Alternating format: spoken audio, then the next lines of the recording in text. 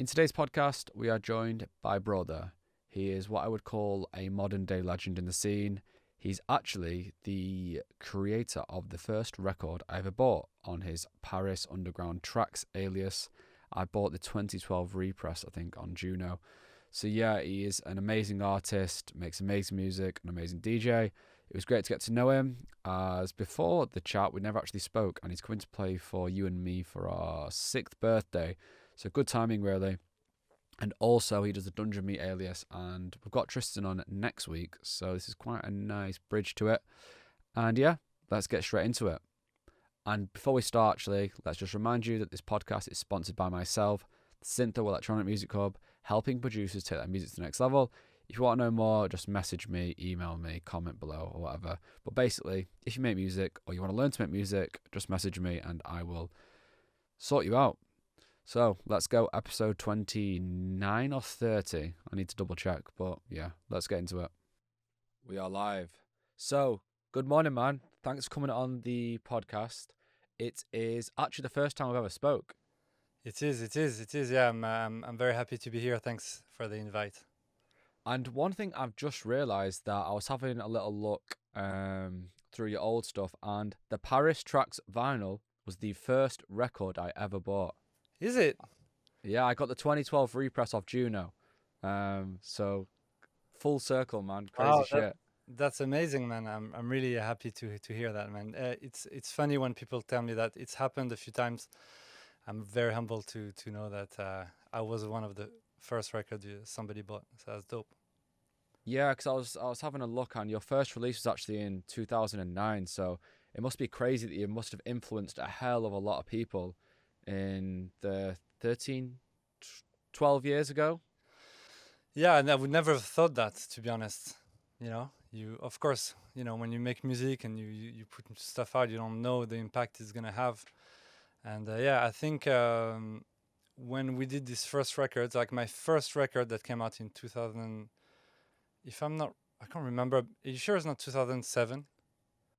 On Discogs, it was 2009 on Courtesy of Balance, but maybe there was one Oh no, before yeah, that. because I've got other names. So like I used to have another name before Brawther, and that was Ismo, IZMO, and the first Ah, record okay. was out in 2007 on this French label called 90s Records, which was already like a label that was dedicated to the 90s sound somehow. It only had 2 releases, and I did the second release, and yeah, I was already trying to create a sound that was very much like the music that influenced me at that time, which was like old school New York and New Jersey house.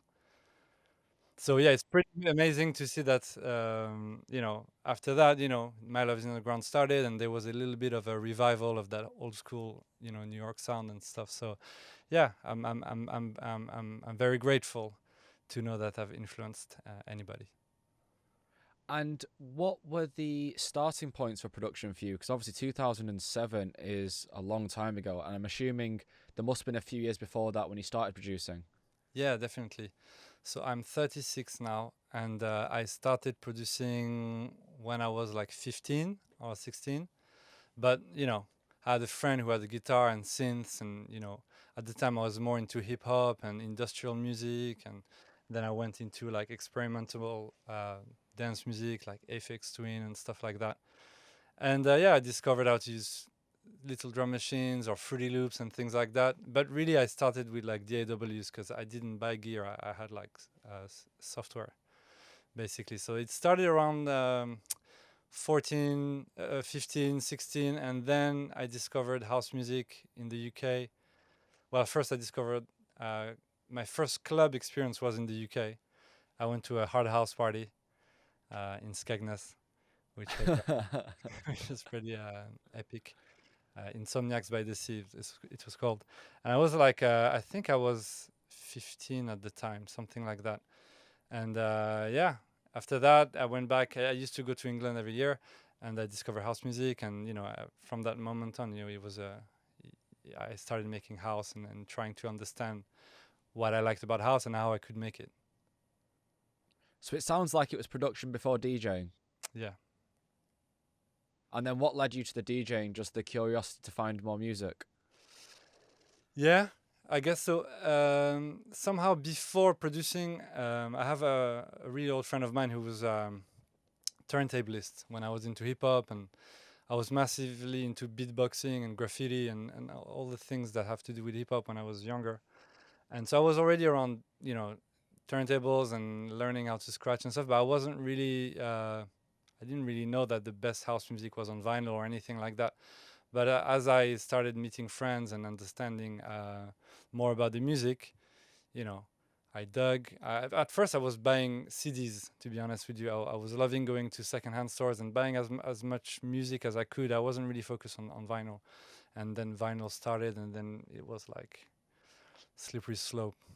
You know. Yeah, I think Tristan calls it the black crack. Yeah, it is.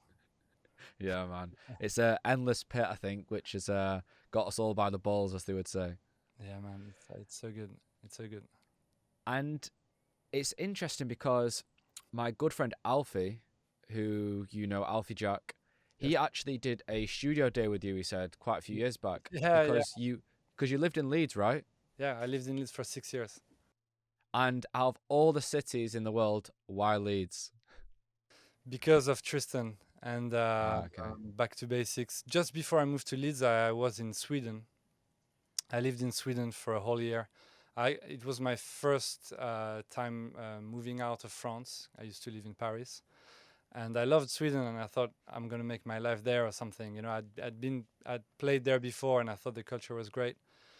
But you know, Sweden served the purpose. But I felt like Leeds was gonna be another step, and I kind of like you know, scrapped all my plans for Sweden and just left before the end of that first year actually, and I moved with Frenchie. I don't know if you know Frenchie from Back to Basics. Yes.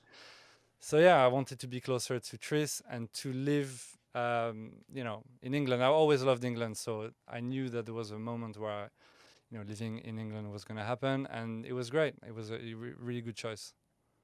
Yeah, I was only speaking about this the other day how it is crazy how good the scene is in Leeds. As it's kind of random, really, because it's a small city from up north and it's got such history. And I think Back to Basics itself has probably played a huge part in that. But yeah, I would love to know what it was like when you first went there. Was it non-stop party, or was it very much you just went there to live and? Well, the first year was pretty full on. Let's say. Um, but yeah, I knew basics from before. I had been to basics randomly when I was 18, and that's the first time I actually saw Tristan play. I didn't know him at the time, and he blew my mind. And yeah, basics was also definitely like another motivation for me to go there, and it was amazing. And it was the time where Tris and Frenchie and Stephen Hawkins they had this club called the Garage, which was fantastic. I don't know if you'd been there or not. Have you been? No, just before it was before my time, but everyone in Leeds speaks about it. So I actually went to Leeds for 1 year at university and it was Mint Club then. But that was like what everyone used to speak about, the garage and basics there. Yeah, it was a short-lived club. Maybe a couple of years. I think I'm not really sure how long it lasted, but it was really really cool, run by really cool people, and the vibe was insane. And Basics had their parties there, and yeah, it was great. It was great, but I have to say, I felt like in the last few years, I don't know, I wasn't really connecting with the parties. Basics seemed to struggle a bit, and I don't know, because I was playing a lot as well every weekend. I wouldn't necessarily really like go to a lot of parties in Leeds. So yeah, I can't compare it, but I know that Leeds obviously is a massive city, isn't it? Since the 90s, I mean, people go Yeah, to yeah. university just to party, basically, don't they? Yes, literally, and that's all they do. When I went, it was like every weekend, Mint Club, and I think I went to university like 2 times the whole year. Yeah, yeah. It's like people's number one choice on the list, not because of like the quality of the studies or something, because more the quality of the parties. Yeah, and I think it may change a bit though, I guess, because now there's no Mint Club and there is Mint Warehouse, but I think each year there seems to be less and less clubs there. But I think historically it is one of a kind. Yeah, you know what I feel is missing? The great thing about Basics is that they had a core crowd, people who would come every week in and out, and every time you went to the club, you saw the same faces, and it didn't really matter who they booked, initially with basics. They could just book anybody, and the club was always full, and you'd see the same people. And I feel like in recent years, the tendency in creating parties and promoting is to buy people who can fill your club. And so every time they get a DJ, they get the crowd that likes that DJ. So instead of having a similar crowd every time, it's different crowds, people who are more into this sound, certain who are into that other sound. And yeah, I didn't feel like anything was to the level of basics. I think there's some cool parties like Butter Side Up and some little crews, definitely, who had Yeah. a thing going on. But the tradition of that weekly, every Saturday party that managed to create, um, an amount of people who knew each other, who became friends at the club. That sort of was missing a bit. And to be honest, not that I have anything against young people, but Leeds is, as you say, student city, so a lot of people were 18, 19, and I didn't necessarily feel like I would be able to go to these other parties all the time and be part of that, like I was with Basics, for example, which was a mix of ages for sure. Yeah, I myself doing the You and Me party, I definitely feel that. And we have that regular crowd of maybe, I don't know, 100 people, say, that comes to the party no matter what. But we know that that extra 300-400, if you want to fill the club, usually it's because of the headliner or the people you book. And I think a big part of people's shift in where they go is because they can go to places like Wales Project and they pay £30, and in their heads they get 20 DJs. They see the value in that, and they don't necessarily see the value in seeing one DJ for £15. They think the night's going to be better because there's more names. And I think the rise of big, massive room events that have loads of DJ names, I think they've really taken its toll on the smaller nights, which relied on the regular crowd coming for the music, or not even coming for the music, just coming because it's that party. I think it's hard to get that thing going now. I agree, man. It's not an easy position to be in, for sure. But it's important you have parties like yours who keep on trying to do things on a grassroots level. And yeah, sometimes you have big guests and stuff, but you have residents, and it's the consistency for me that's important, to be able to offer something different in your city, for sure. Yeah, I think so. And it would be a shame to see it just be big parties, but I don't know. I feel like even the government now, the small clubs just seem to be getting turned into offices or flats, and then in the end, it kind of, I think also people want big rooms as well. The kids, the 18-year-olds that are at university, they want to go to actually big produced well events. And if you want to put the production on, you need to sell a fucking lot of tickets. I agree, but I think it's got to do with the passion. The problem I see with promoting is that it can be a very lucrative business, and especially in student towns, for example, where sometimes people, they do student parties and they fill up the clubs, and then after they're not students anymore, they keep on doing parties for students or in the same city, and they know that it's a massive business, and you gotta keep making that money, and it's so much easier to book somebody that is gonna instantly fill the club, isn't it? But if everybody has that thinking, Yeah. it's not good. Like as a DJ, to be honest with you, I don't think there's many people who can sell out venues. That's for me an illusion that agents, everybody's driving for people to be popular, to be ticket sellers and all that. And there really isn't that many people who are going to be that name that everybody's going to flock to and are going to buy it. Some DJs might have moments here and there where they have that little hype, but really, the best for me as an artist, like, is to be able to go to a party that's going to have its own culture, and I'm going to be a good fit for that party, and it's going to be a great time for me. If the club is saying, well, we need this and that, it kind of gives a bad sign, saying like, I don't really have anybody in my club. I need you to bring people to my club. You know what I mean? Mm. And Yeah. for me, the best parties, there's always a crew behind it. There's a culture behind things. There's people go for the party for the fact that there's something happening, rather than just a venue and let's just make money. We'll book this guy and we'll get that, and will make loads of money quickly. And I think it's a lot of that. I would love to know, has there been any countries or cities that you've been to and you've really found that there's been a strong culture? Because I played in Stockholm actually once, and they had a really, really sick party, and they booked they booked me, and I think they booked like Reese. Annie Erez played there, and every party they had was full, the room. They didn't need the headliner. They genuinely booked DJs they were excited about and they liked. But yeah, have you been to any other places and that's been the case? Yeah, I mean, for sure. Like, there's a club I go to in Berlin that's my favorite ultimate club. Let's say it's called Heide Glühen. I don't know if you heard about it, but they don't announce their lineups until the day before, and Oh, there's wow. usually a big line, and they're like 24-hour parties. Sometimes they're 30 hours, and yeah, it's they don't need to. They have huge DJs.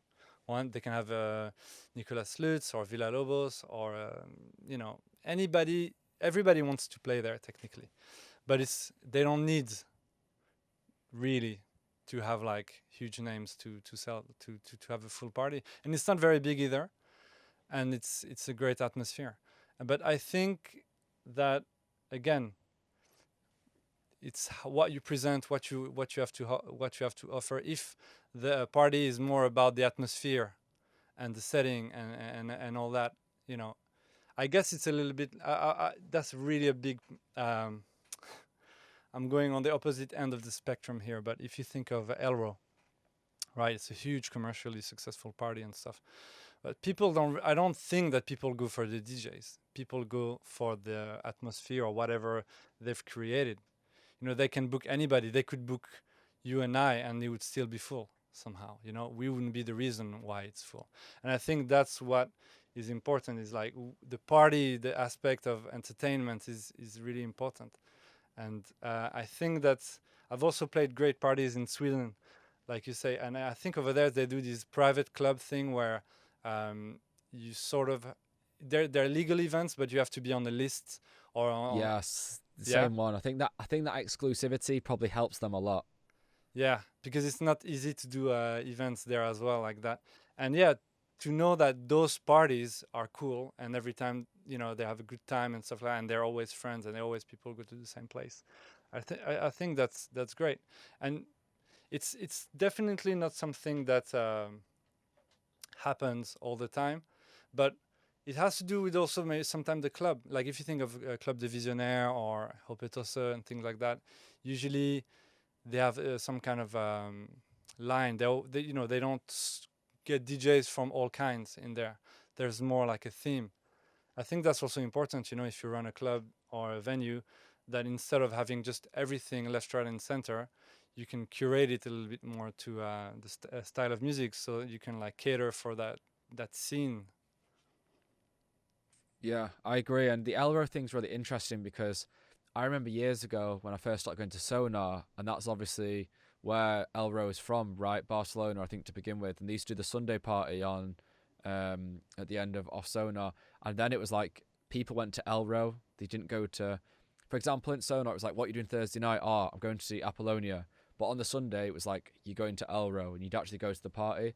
And I think almost when you come back to the back to basics thing, I reckon that was the same then. Saturday night, what you doing? You'd go to back to basics. You wouldn't say, oh, on Saturday night, I'm going to see Josh Baker DJ. You'd be going to the actual party, which I think makes it beautiful in that atmosphere in that way. Yeah, definitely. And I'm sure there'll be people at your event that are going because of the event and they know they're going to see their mates. Yeah, yeah. Well, it's been quite good because the party that you're playing at for me, the you and me, is we announced the event before the tickets, and we did that the last few. And I think the one thing the pandemic's done has made people excited to go to events again. So it might kind of shift it back to give events that power of people actually come to the event and not the DJs, and then we put the DJs that we want to play. But yeah, the last few we've actually done that, and then we announce the lineup. Then you kind of get two pushes. You get your first push for the event, ticket sales of just saying when it is, and then we've got the second push when we announce the DJs. So it's that's something which actually we've noticed has been helpful because of the pandemic. Since we've announced like our events again, people are actually excited to come to our party. Whereas before the pandemic, man, it was fucking hard to sell tickets no matter who we booked. I know what you mean. It's a good time, I think. Right now, you have to, make the most out of it, and I think I'm very honored to be coming to a party, and I also think that you can now is a time to really set the tone as well for your party, and push your residents as well, and I think it's a good time if you want to help others rise, and because your parties are going to be busy, everybody wants to party, and although I'm your guest, I think you could also have your local talent as well, and yeah, you have local talent invited, and it's how can I say that? It's kind of weird for me to say, I'm your guest, and I'm saying, yeah, you could have not booked me, and it would have been a successful party, which I think is the truth, to be honest with you. Yeah, I think it's one of them. Well, we spoke about our strategy with doing the event with we're doing a party 2 weeks before because it all got pushed back when it's just me playing the closing set and then the residents playing as well. And then we've got obviously you, Tristan, Gene, Quest, and Christian AB. But part of my ethos is that I want you guys to come and learn from you guys and the residents see you guys DJ. Like you guys have been doing this a longer time than us, and I think having that nice blend between booking people but also showcasing your own talent is a recipe for success. I think certain parties kind of go too resident focused and they try and make themselves dead big, and then some parties only book. I think that perfect blend helps you connect with new people, helps you learn from them. Like, for example, when like Apollonia come to play, it's almost just like watching a school lesson for watching them for 3 hours. And I think some people get complacent and don't really want to learn sometimes. They think they've figured it all out, DJing and whatnot, but it's kind of a never-ending quest of learning from others and just experiencing other people's vibe. But for us, it's getting that blend between the two, where we've got people coming to play, but also we get our chance to do our thing. And I think that's a really good thing for the party, for us, for everyone involved. Oh, definitely, yeah, I agree.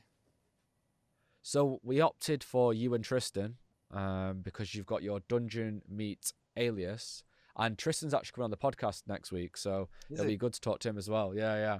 Awesome. So let's talk about Dungeon Meet. So you said earlier that you moved to Leeds to be close to the Back to Basics party and close to Tristan. Was the idea before you moved there that you and Tristan were going to form an alias? Yes, somehow.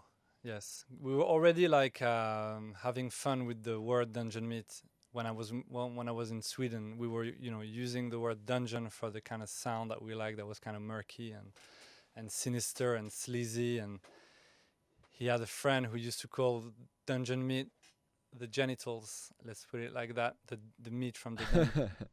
And I'm sure he'll be throwing loads of puns when you invite him about the dungeon meat. Test him. And it was just a thing. And my brother does all the artwork also for all our sleeves, because he's an illustrator, animator. And the whole concept came together. And of course, making tracks together meant that we were going to try to make those tracks that we really liked playing. And it was like a gradual progression. And we did that tune, the Fuck Off track. And we were already preparing the label, actually. And we did the Fuck Off track that came out on My Love Is Underground. And it started like that. Yeah, because that was one I bought as well. And on the B side was the SE62 track. Yep. Yeah, it's an iconic EP, I think. I can't remember where I first heard that track, but it really did the rounds, that tune, didn't it? And it seemed like everyone was playing it. Yeah. And that was, whose label is Paris Underground again? Jeremy Underground. Yes, that's it. And what made you choose to release it on there? Was it literally no-brainer? Well, I released Paris Underground Trax on My Love Is Underground. And we didn't have the label Dungeon Meat at the time. So, and we weren't even sure about releasing the Fuck Off track, but we gave it to Jeremy and some other friends, and it was also their call. Yeah, and the rest is history for that project, I guess. So do you think you'll make more tunes with Tristan in the future, or mostly just DJing together? No, unfortunately, being in Portugal, we haven't been able to make many tracks. We have an EP that's sort of ready that we did when I was still living in Leeds, and actually we even did it a bit before. Like we've had some tracks for years, and we play them out, and they work, so they haven't aged. So we're just needing that final touch. We need the vocal basically. We had this a cappella that we can't really use, so we're looking for like a male vocal to do some spoken word. But yeah, it's been a little difficult to work remotely, and I've got 2 kids, and life's been very busy, and then COVID and all that. It's not been. It's better when we're in the studio and we jam together, for sure. Yeah, I would love to know about life in Lisbon, but before we talk about that, it's when you're DJing with Tristan, is it do you talk to each other before it, or is it very much kind of like a telepathic adventure? Yeah, of course. Depending on the venue and what kind of party, yeah, you know, we can talk a little bit. There's some stuff where we're going to play harder, or it's going to be more techie or more old school and all that, depending on the kind of parties. So, for example, we're residents at Glastonbury for the Block 9 area at the NYC Down Low. So when we play the NYC Down Low, we play more of like a old school, sleazy, sassy New York, kind of like Chicago 90s sound, let's say. But if we play on the Genesis stage, which is more techie, then we're probably going to play more tech housey, old school stuff and acid and all sorts. So we wouldn't play like that vocal record we'd play in the NYC Down Low. We know we wouldn't play there, but we almost don't have to say that to each other. But yeah, we just try to come ready with the bombs, and we just vibe off each other basically. Yeah, Tristan played actually for our party. I think he's played twice, but vibes is the word when he just loves it. Yeah, man. So Lisbon, was that a place you went to straight after Leeds, or did you go back to France first? No. I went straight to Leeds in straight to Lisbon in September 2018.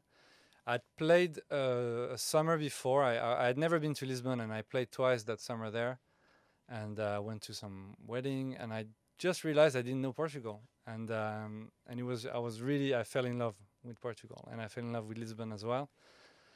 And we had our first child in Leeds, but I don't know if you know Leeds, and we lived right in the city center, and there's no green space. There's not even a swing in Leeds city center. You have to take the bus, go a bit further in the neighboring little villages and towns and whatnot. But yeah, the city center is not very child friendly, and Lisbon is kind of like the opposite, and it's a huge capital. The airport is well deserved, and yeah, it was a no-brainer, and it was a natural progression for us. And yeah, it's really good. Have you been there? Yeah, I've not, but it looks like such a beautiful place. It is, mate. It's so nice. So cheap as well. Yes, that's because I was actually looking recently. I was going to go away, and I was looking at different places, and I was thinking because of the pandemic that I thought we would have clubs shut for a bit longer. So I was thinking maybe I could go to somewhere for a month or something like that. And I looked at Lisbon, and it seemed quite cheap. Yeah, it's affordable. The cost of life is affordable. Like you go out for a coffee, it's like 50p. A beer is like €1 or something like that. Like they don't rip you off for certain things, like food and things like that. So that's quite good. You can go out and enjoy. The quality of life is good. The weather is very good. Much better than Leeds or Manchester, and the people are chilled. Yeah, it's good.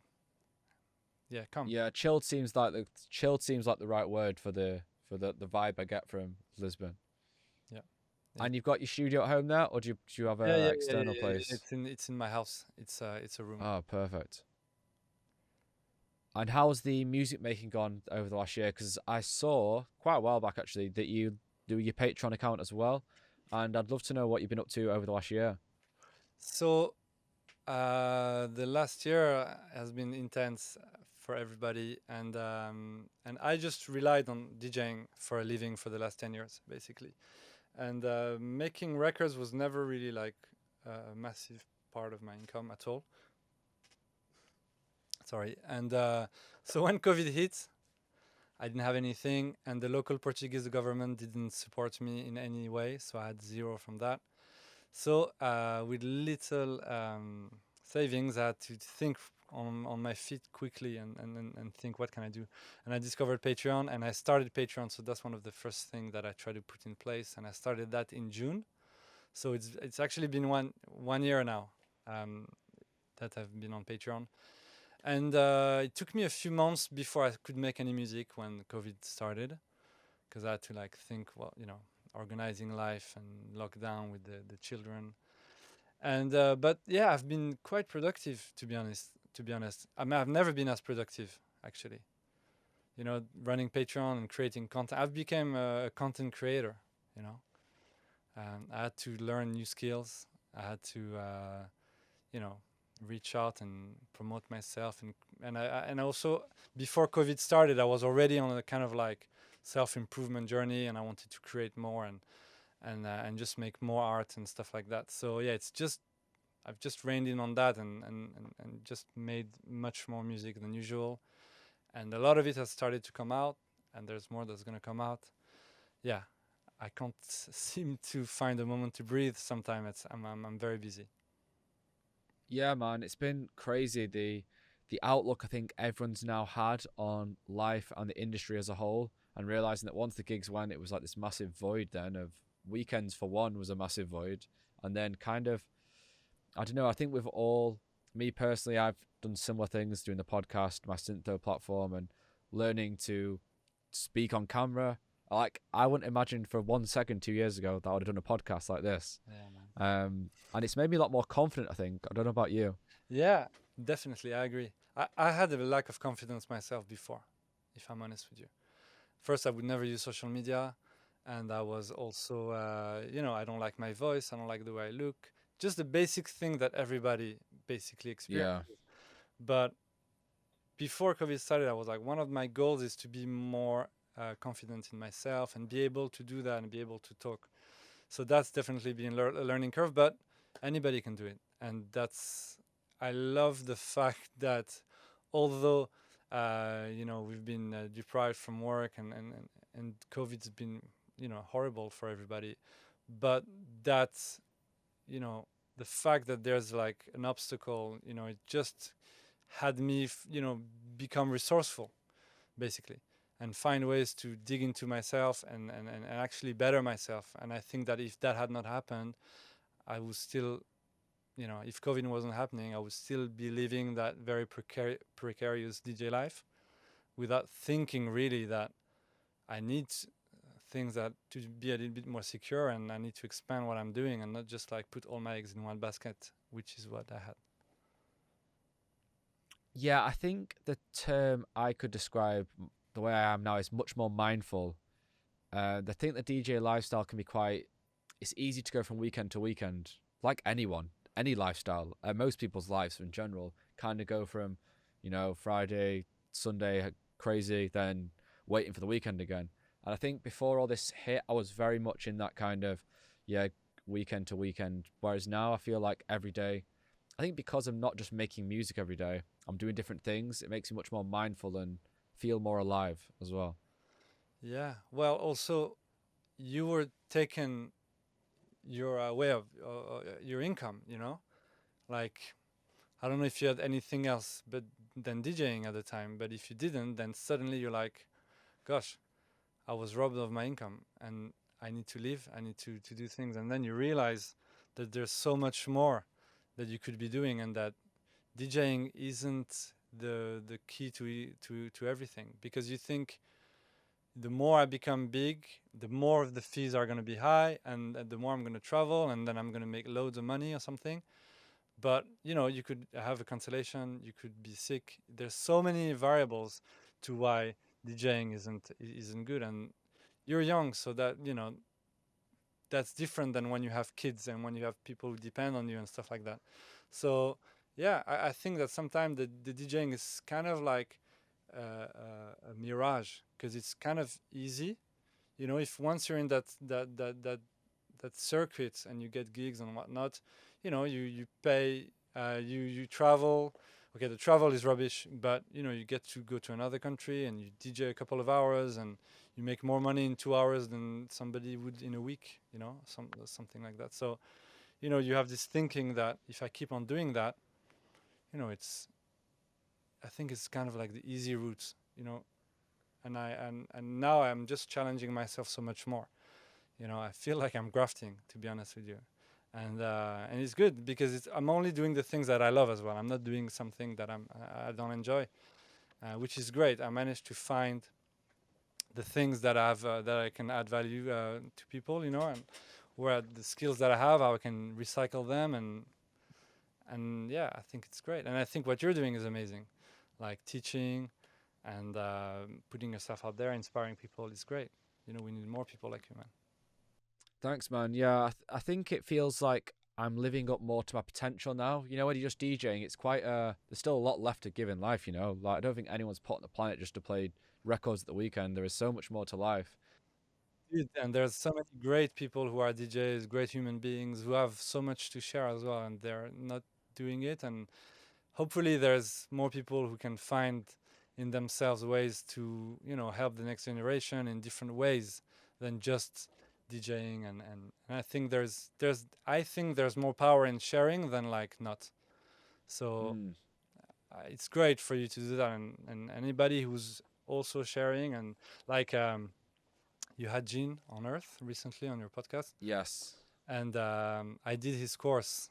I bought his course to try it out, and it's great for him to do that. I thought, he's influencing a lot of people at the moment. Everybody loves what he's doing. He's a great producer, and to be able to give a course and share your secrets or your tips or something is really commendable. I love that. For sure. Yeah, and it's only doing good things for the DJing side as well. The more people that make music like us and listen to this podcast and subscribe to your Patreon, the chances are they're going to come to my party, they're going to come to you, DJ. Yeah. And this cycle could, because previous COVID, this was a very underground scene. Like DJs were super cool, mysterious, this wasn't a thing. But maybe this whole, because there's a lot of DJs definitely put themselves out there much more. This whole push could help the scene in the next few years, that if it becomes kind of, the word influencer isn't the right word, but if we have more influence on people and there's more, even just more followers, more subscribers, more likes in the video, more shares, I can only see it having a positive effect on parties being busier, playing, because Gene said last week or whenever it was that he hopes that this will result in us playing bigger shows as well. I know everyone likes small clubs, but to play maybe one bigger show a month, in a bigger room and things like that. Whereas pre this, it's still quite a niche thing we do and niche genre, but it does seem to spread. And I think this kind of thing is only going to help it. I think for me, it's more the fact that as actors of the scene ourselves, the fact that we use our voice to share our experience and inspire others, we don't leave it to just journalists.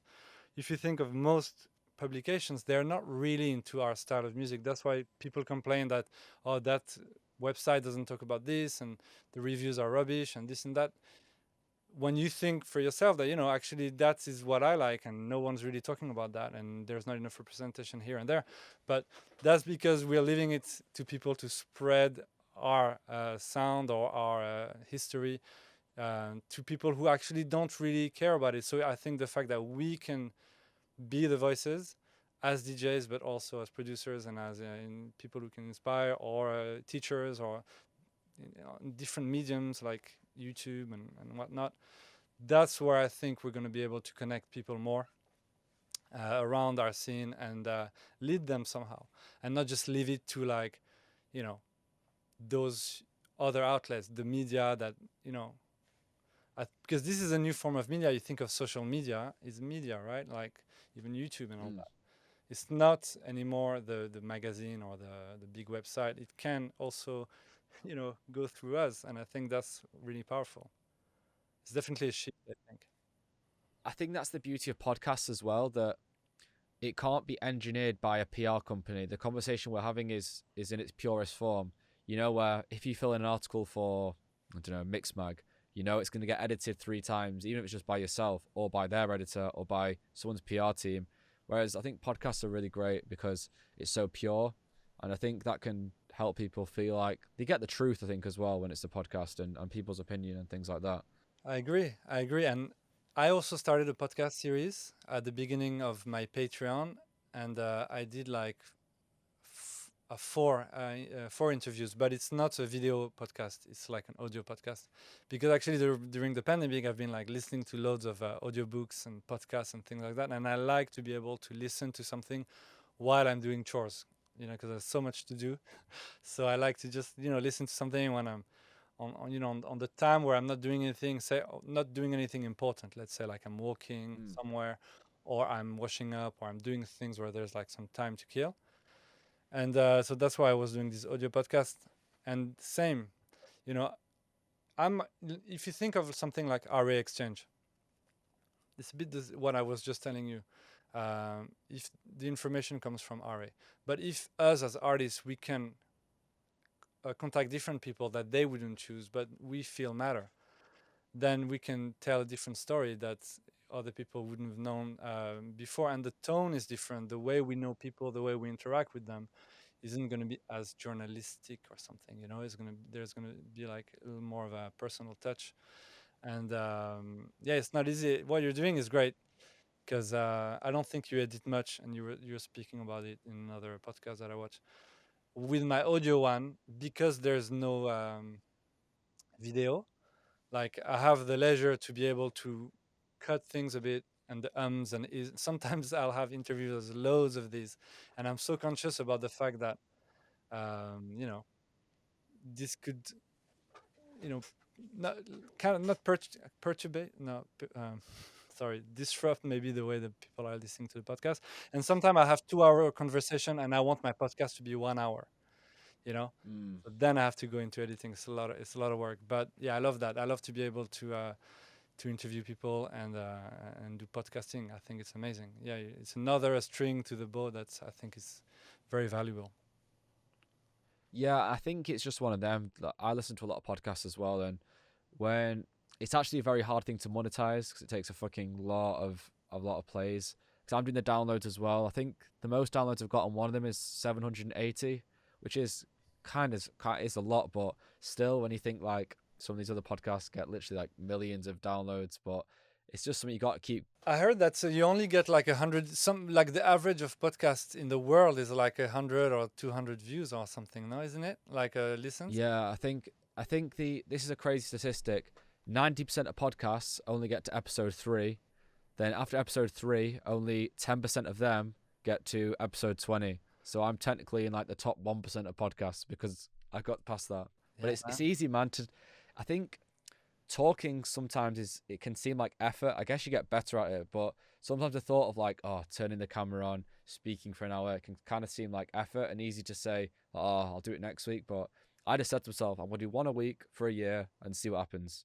If it monetizes, it monetizes. But I've been enjoying watching them, man, for sure. so who have you had on? I saw you had Ches Damia, right? I think, and Ron Trent as well. No, I Or had just Ches? Shay. I had Shay for the first one. Then I had Jeremy for the second one. Then no, yeah. Then I had Delano Smith, and then the fourth one is Enrico Mantini from Italy, and that's the one where I stopped, and I was still editing it because I had a quite long conversation with him, and then with the amount of other things that I have to do in my life, it's been on the backbench for a while, and I really need to get that one out as soon as possible so I can keep on start it again. But funnily enough, it's episode 4, so episode 3, was Delano Smith, and it kind of confirms your.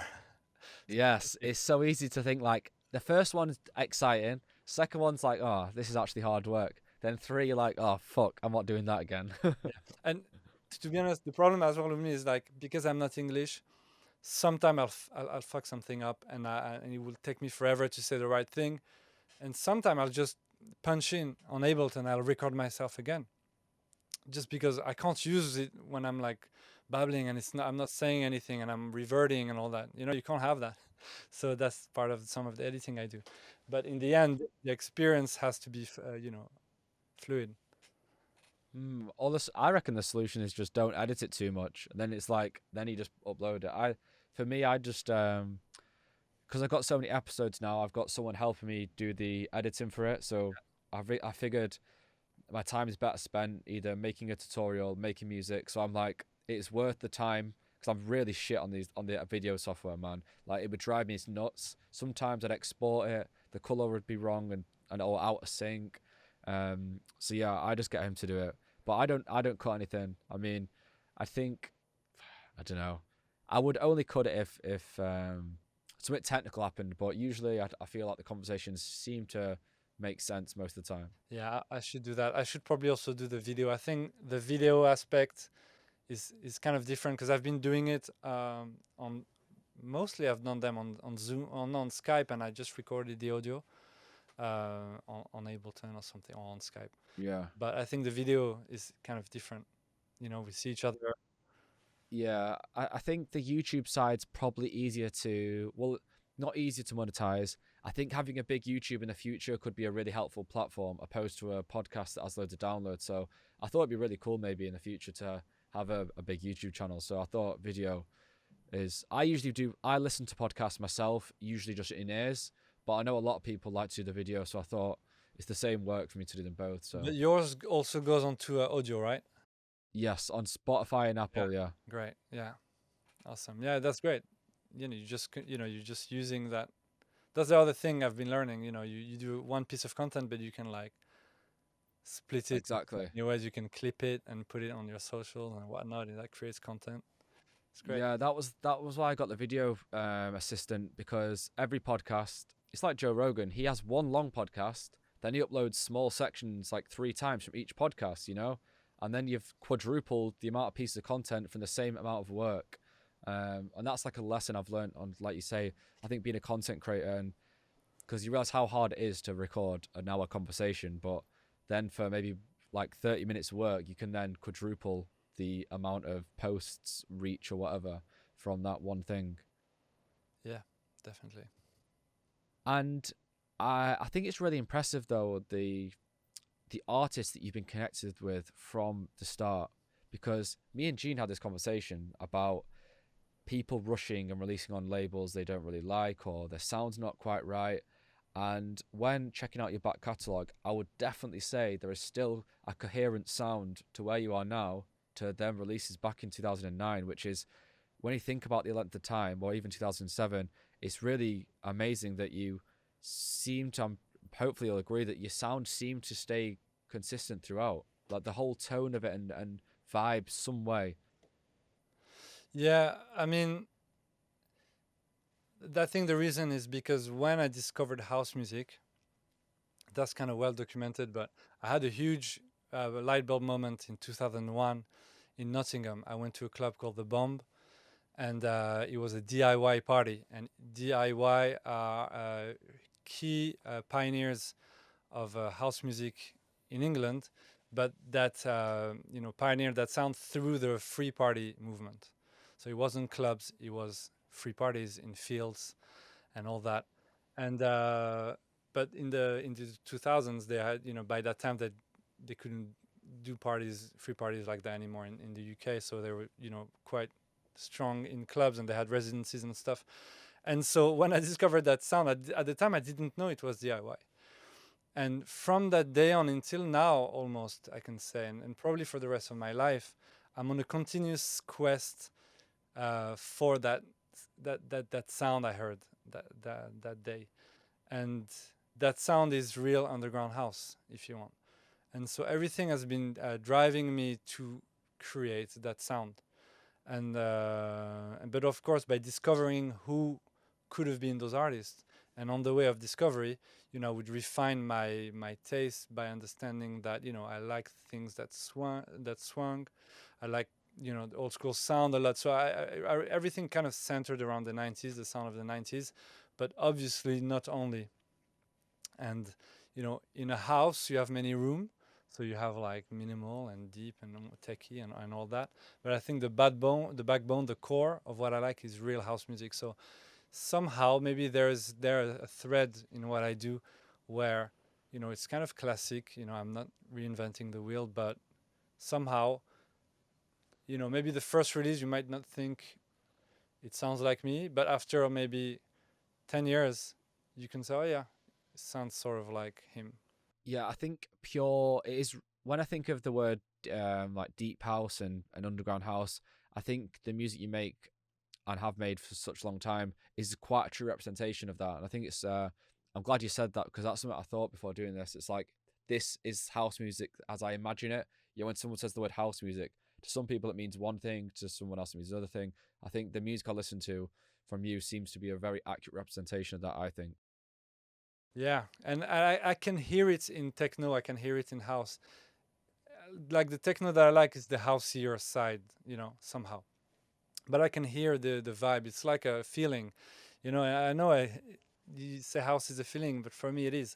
But it's not something I can put into words. But there's like an understanding of a groove and something from the producer, And of course, I feel like in the 90s it was a little bit less formulaic somehow.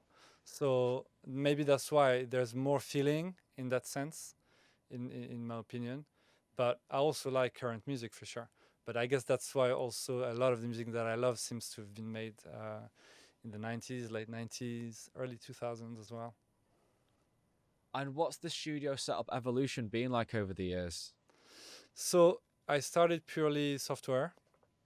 And so it was like Rebirth, then Reason. I had Sonic Acid. It was like an audio editor at the time. Then Reason for a long time. Then Cubase with Reason. Then Ableton. And now I'm on Ableton. I've been on Ableton for like 8 years, maybe something like that. I still mix sometimes on Cubase, but I do. I've started trying to do mixes on Ableton, because now on Ableton you can group things better. I find you can do groups within groups, which you couldn't do before. So that's good for mixing. And but I remember when I was 20, I used a student loan. I could get like a 0% student loan in Paris, and I bought my speakers that I still have today, and like the Juno 106 that's here. That's kind of like dying on me. And yeah, I bought synth here and there that I sold, that I bought. Over the years, I've just like been on and off with stuff. But it's a mix of hardware and software. I have an MPC, I have an Octatrack. But I've always been looking for the best workflow. I've tried fully hardware with a board and everything, and I'm still not satisfied. I have an idea that if I was to have a hardware setup again, I would probably dedicate myself more to it now, because it's difficult. It's slower when you have an old MPC that has no effects on it, and you have to build a track with a little screen and a song mode. But I think that time away from a screen is actually really important to just focus on the music. And so at the moment I'm using Ableton mainly, and I use my sound sources with like my synths and stuff. But yeah, I also wish I could have another setup which is like more limited, and like I can just focus on it, because I've been thinking recently. I've been doing a lot of mixes with my Patreon. I do like 2 podcasts a month where I record an hour podcast if you want. And to be able to just look into my records, take the time to just pay attention to what I'm doing. Sometimes I have to do it twice, and I like that I'm not on my screen. I'm not on my phone. I'm just like really enjoying what I love, which is music, and I feel a lot of joy from it. And yeah, I think I could benefit from going back to hardware at the moment somehow. Yeah, I think there's a few things I want to say there. But firstly, I think DJing for me, one of the best things about it is that flow state and being in the moment. And it's probably the only time, unless you go for a run or something, or it's kind of, it feels like playing football or playing sport to me, that I'm just doing that, that's all I'm doing in that moment. Where there's not that many things in life. Like a podcast is a good example of it, to be fair, which is why I really enjoy them, because we're just talking to each other, Yeah. Usually, even if you see your friend, your phone's in your pocket maybe, or I don't know, there's something going on around you. Whereas when you're DJing, I feel like it's really, amazing just to be in, especially in a club, man, because you're just enjoying the moment for what it is. And I think it's kind of really rare in this day and age. And also about the hardware thing, last year I bought a Soundcraft Ghost, which is in front of me. Okay. And I had a plan to build a desk, have the desk running. I've got quite a lot of synths, and I've always been someone that works super fast. Like, that's been my thing. Like, I work so fast in Ableton, all the shortcuts, I've got everything ready. And getting the desk, and I used to have my synths on my table actually. So I got the rack set up, and now everything's further away. And I started to notice I was making less music. And it's because now it takes more effort. Because I don't just sit, I can just do it in the box still, but I almost feel obliged to use the synth. It does take longer, so yeah, it's one of them where it's like there's the beauty of having loads of gear, but I think being limited also has massive pros. And now I think just the fact that I've got to go over to you figure out your sound, whatever, then it's recording it as well. That's another step. So there's so many different steps that you've got to take when it's hardware, which I think are underestimated. And Yeah. I have thought about going. I pre-ordered the SP2400, that new sampler. Yes. I pre-ordered that last year, and once that comes, I'm going to spend some real time to try and learn to have my setup fully out the box and have kind of one setup, which is this, and then maybe just get cheap sets, just Yamaha HS5s and set them up in another space and kind of have like a limited setup, which is just laptop, and then have the full studio, because I think there is a beauty of both, and a time and a place where it's good to just have your limited setup, and also it's a good time to have the full place to jam without any screens. I agree, but the computer is so powerful, and it's so quick, like you say. It's like, I can have the same sound on the plugin, and here, like, which one am I gonna do? I mean, for the synth, maybe it's a bit different. It depends how you want to work, but yeah, it's like if you can write an email or you're gonna send a letter, like which one you're gonna go for. So it's a dedication. It's depending what process you want to, what you want to do. Also, a letter is going to have a different feel when people are going to touch it and read it, and the emotion. I mean, not saying you can't give emotion with plugins, but I think it's got to do with also we're so used to using things and having that instantaneous like reaction and feedback, and yeah.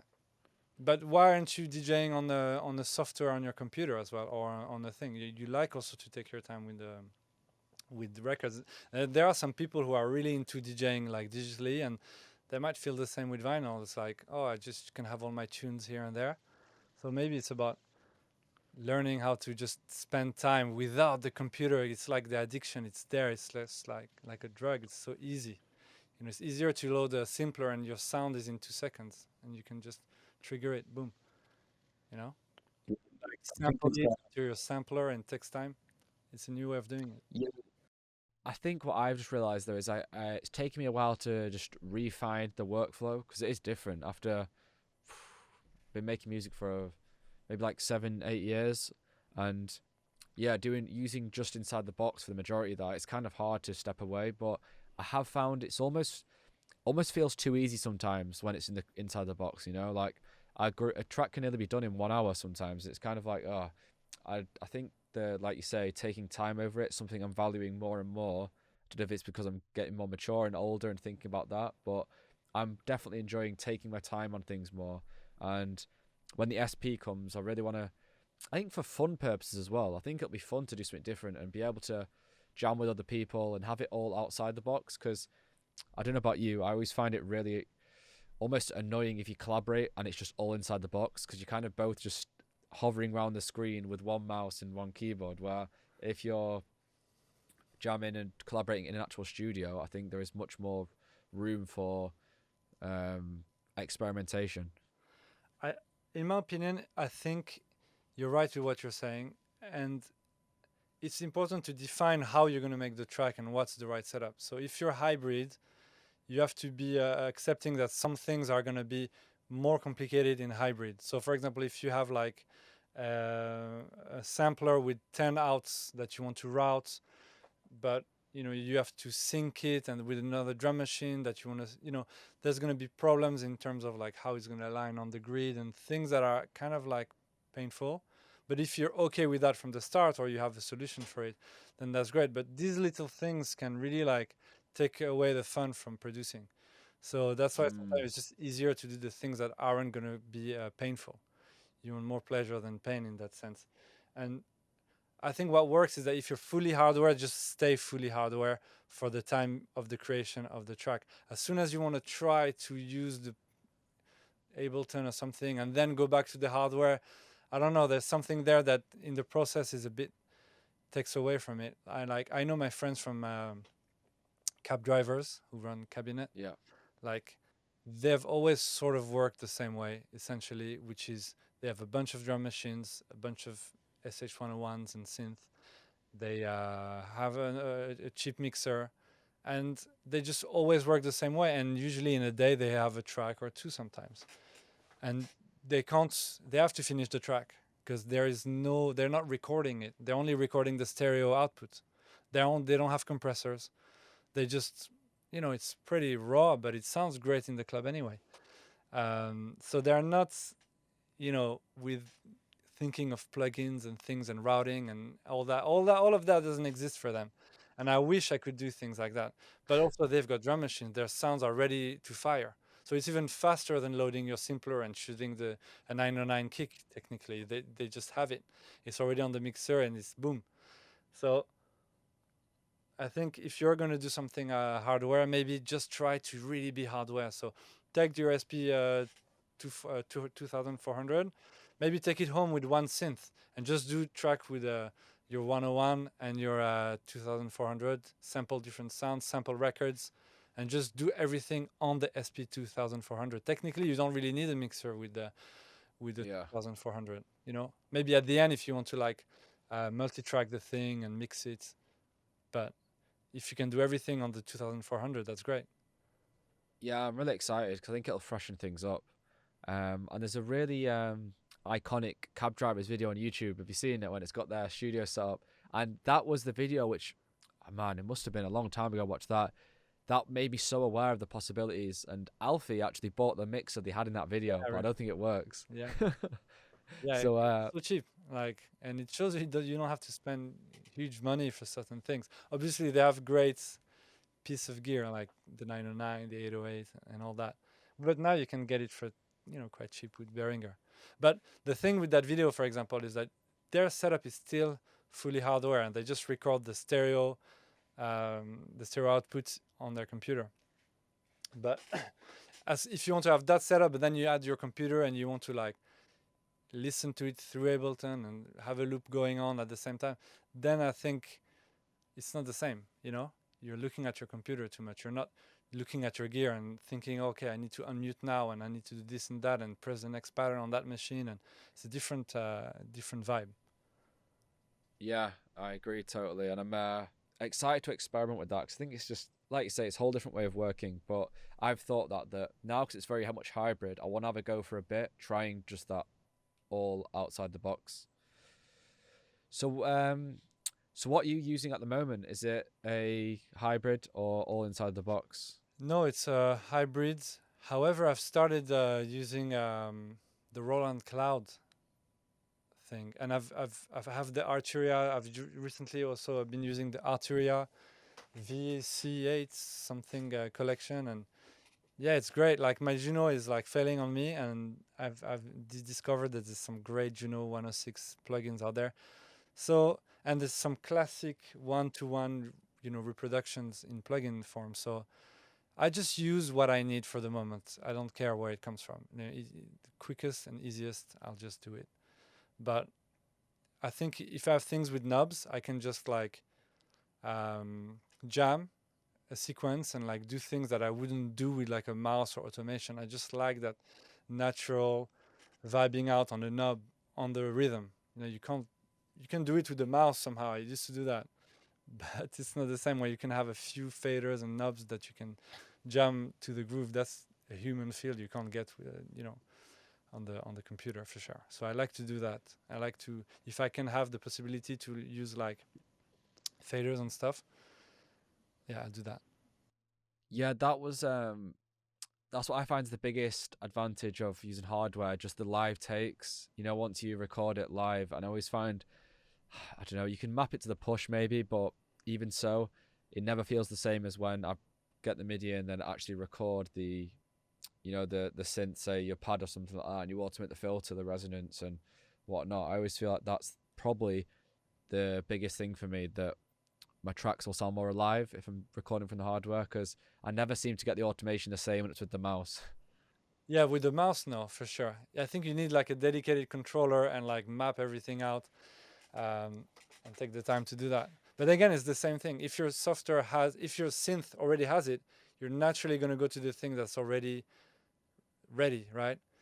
It's going to be Mm. more painful to go and program everything, and if you didn't save it, and it's like, so usually go to the thing that's like easier. And when I have synth with that I can like tweak knobs and stuff, I usually go for that.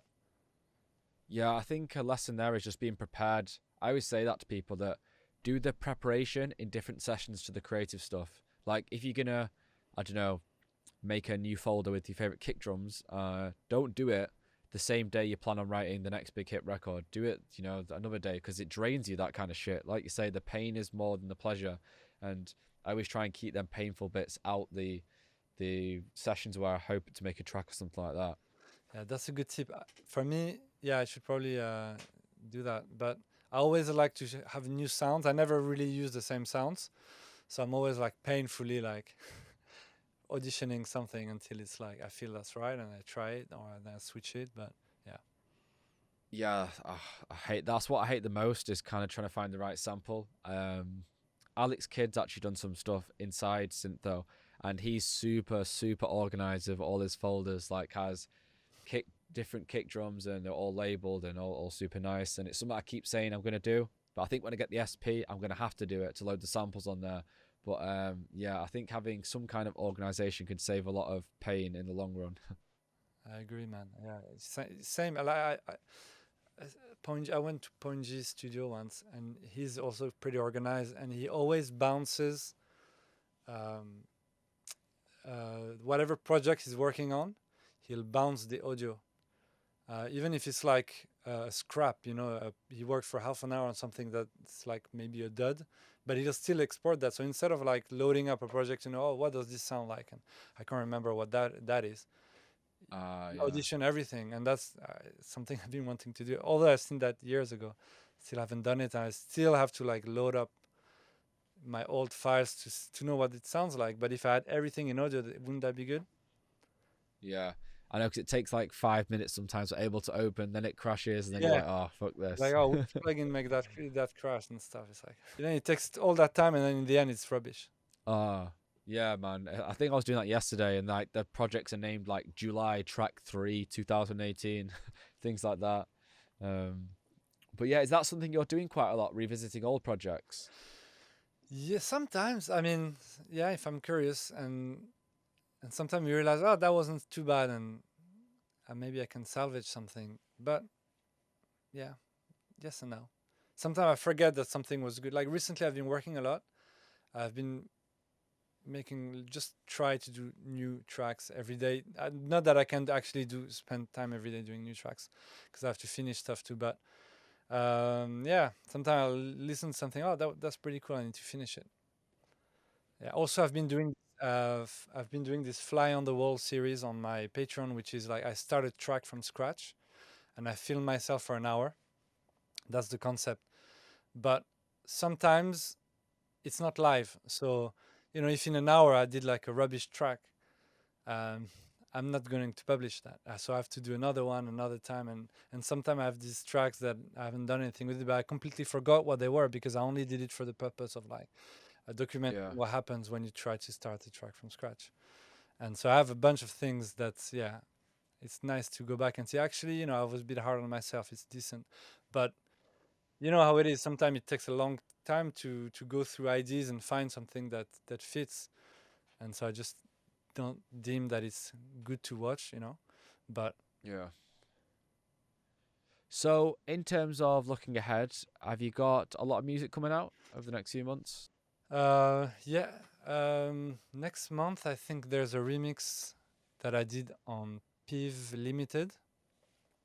which is a sub label that's just vinyl only, and I did it for O'Kane.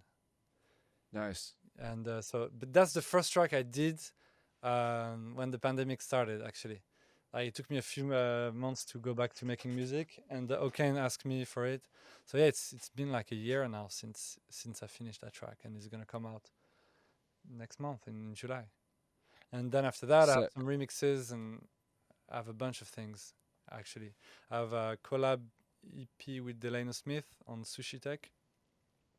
I have an EP. I'm meant to revive Paris Underground Trax and do the volume 2 this year, because it's like the 10 years, and I announced it, so I have to to deliver on my promise. But it's difficult.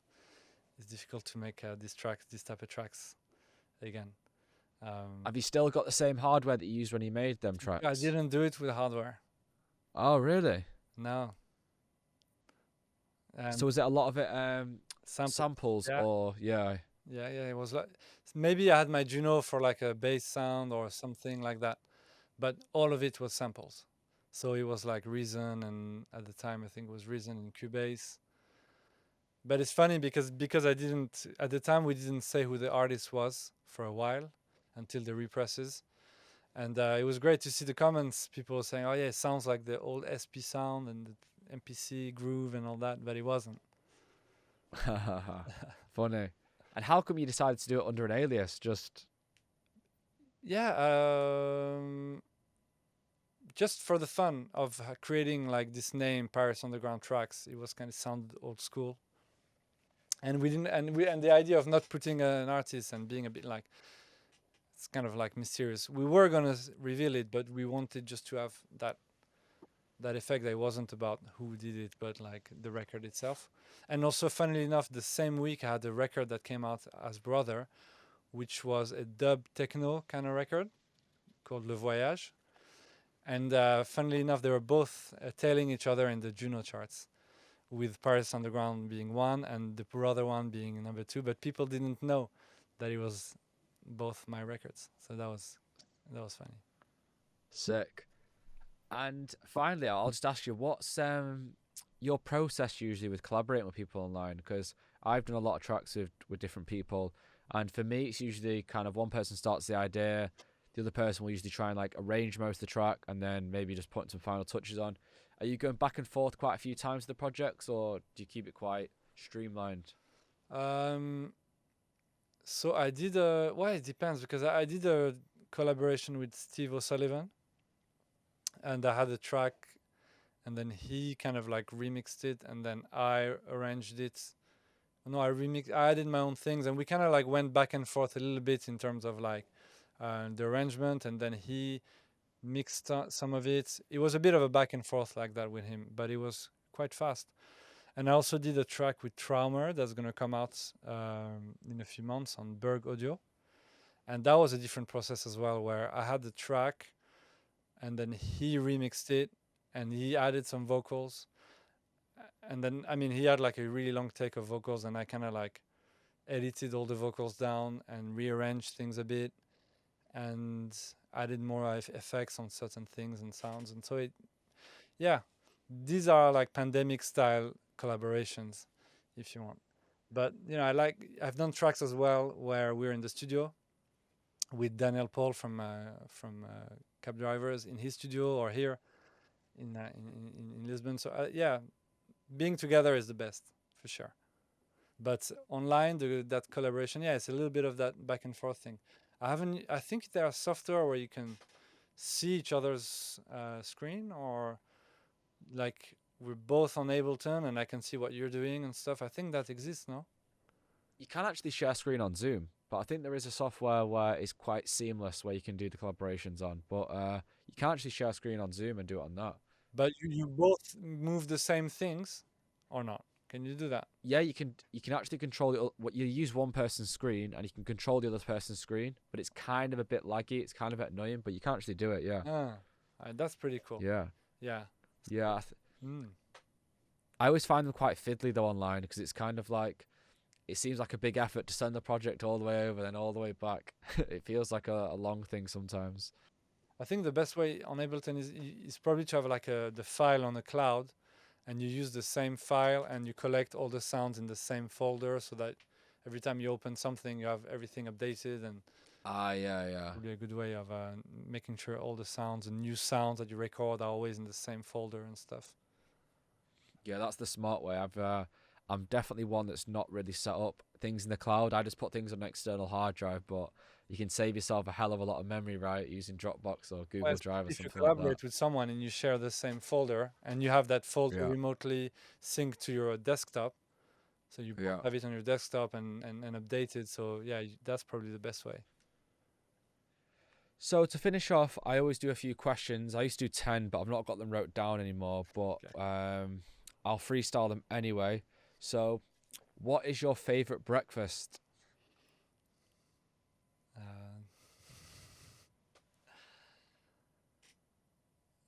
Sorry for the long blank. The toughest question of the day.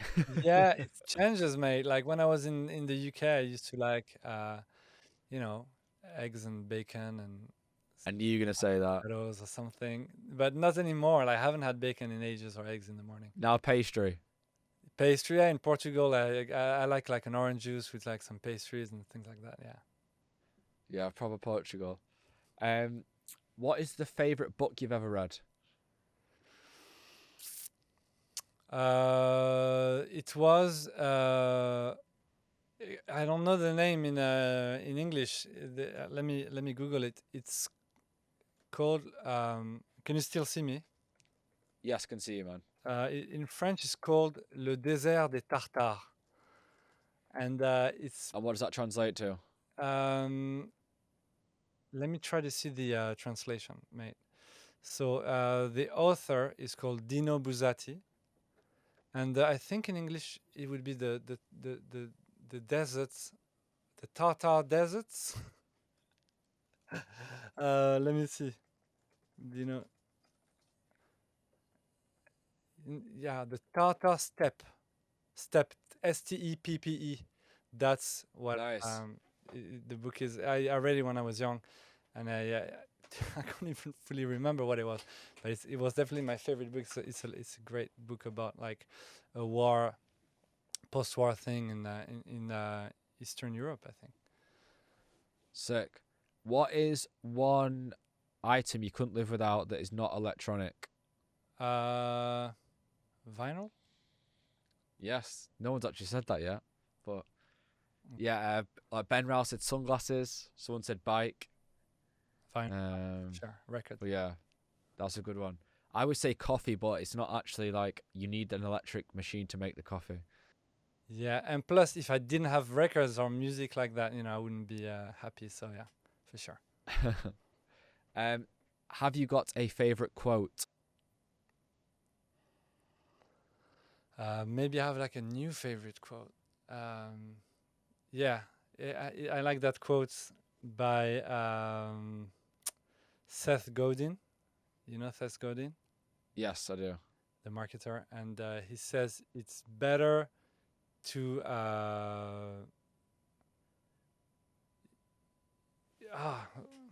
I feel a bit foolish because I have to like Google that stuff.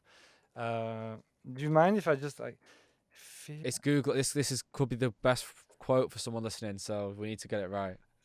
And Seth Godin might be listening, so we can't insult him. So I'm one second, one second. It's so good. It's so good. It's actually it's got to do with people complaining about pirates getting pirated and people sharing their music and stuff like that. And I'm gonna paraphrase it because I can't find it. But basically, he's saying is it's better to fear obscurity than to be pirated. So, for example, people complain that their music is being shared, right?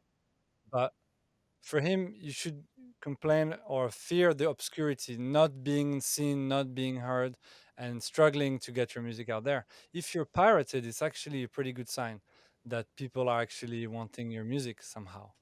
So you should probably concentrate more on uh, trying to to make your music known than not. So same with things like Spotify. I don't use Spotify personally. I'm a bit old fashioned. Doesn't mean I have things against the concept, but if you think of like um, people used to pay a lot of money to get their music heard. So in the 50s, if you wanted your little track you did with your band to be played on the radio, it was very complicated. So to get to your town to hear it, you had to spend a lot of money for a radio to play it, and it wasn't guaranteed and stuff like that. But now, for free, you can get something out, and it could potentially reach the whole world for free, and people complain. So that's where his quote, what I think was good. And people are so focused on things like pirating, but you should fear obscurity than piracy. Yeah, mate, I'm completely on the same page as that. It's funny because I don't like to directly say it because you shouldn't say it, but it helps you. It's better to someone play your music that they didn't pay for than not play your music at all. I You guess know, so, it's yeah. that it's the result, and also the Spotify thing. The people that are moaning about Spotify not paying enough are simply just not getting enough streams. You know, if you're really that bothered, if you don't think you get paid enough, you need to get more streams. But the gain that you get from Spotify is that whole new audience, and I think there is definitely a direct correlation, I guess, between the amount of streams you get and probably the amount of gigs as well. So it's only for some people that is, and it's definitely only a good thing. I think, yeah, it's better to have more streams than have no streams. And like you're saying, people focus on kind of not getting paid enough instead of why don't you just focus on getting more streams. Yeah, I know what you mean. Yeah, I agree. I agree. People like to complain about these things, but I think it's a decision you have to make from the start. Though I don't defend Spotify. I don't think they pay people enough. That's for sure. They don't. They don't at all. They Yeah. don't. But I mean, they're kind of wasting energy on that when they do give you a lot, really. Spotify created this thing where people can listen to loads of tracks. They've created something quite special, really. But yeah, they Your don't pay music on people YouTube. enough. I do agree. People's music is on YouTube. Who's earning anything from YouTube? Nothing. No one. No one's there Yeah, pushing YouTube. You shouldn't put my music on YouTube. No one's making money on YouTube. yeah. No. Ben Rao said that. He said like one of his tracks has got over 1 million streams. He didn't see one penny. Someone else uploaded the track and they've monetized it. So Spotify really is kind of helping us out. But yeah, they don't pay artists enough. But in reality, it's better than, like you say, YouTube or SoundCloud. It was the worst. We pay them. SoundCloud is like the most backwards business model ever in the world of music because we're paying them to put our music on there, which just does not make sense. Yeah, it's a cloud, isn't it? SoundCloud. Technically, it's like a storage for us artists. There's many people who actually don't even like. Haven't you seen people who like share their tracks and they have nothing on there on publicly? It's just like literally to send demos or have like a storage system for what they do. Yeah, I agree with SoundCloud, but they've been trying to monetize SoundCloud, haven't they? I think so, but I still don't see them offering anyone free membership. Yeah. Even though, like, because they can technically monetize your. I think they're offering now, aren't they, to pay people somehow, but I don't know anyone that's made any money off it.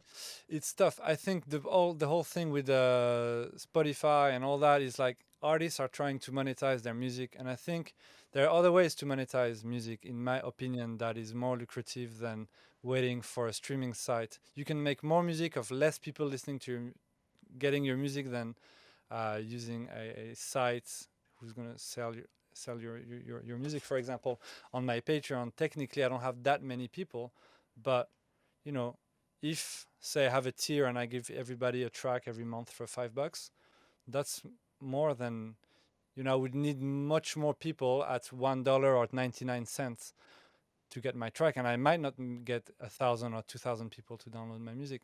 So yeah, I think you have to look at all the different little avenues, and Spotify is just one avenue. You can't just rely on that one site to bring make your income. Yeah, I agree. So the last question is, what do you know now that you wish you knew then? Which is probably the hardest one to answer out of the lot. No, this one is easy in the sense for me that it's got to do with acoustic treatment, and there's Ah, a lot of time where I think that most of my first records sound horrible, and I'm always learning. and I don't necessarily think what I do now sounds great, but I really it took me a while to understand that I had to invest in treatment, and I actually built my own bass traps and treatment and whatnot. But also my rooms have always been pretty shit. So like this room is like a pure square, which is like the worst shape that you can have for like a room. But yeah, when you don't treat your studio, you're listening to your room. You're not listening to your speakers.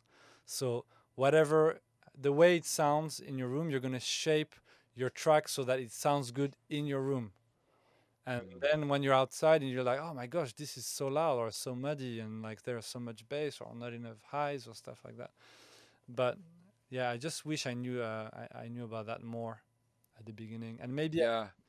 yeah, and I wish I knew a little bit more about saturation as well when it comes to like mixing music, because I find that it's a way of making things louder that I've been really digging into recently, and understanding also loudness when it comes to mixing, and knowing why is it that two records look the same on the view meter when you DJ, but one's quieter and the other one's like really loud.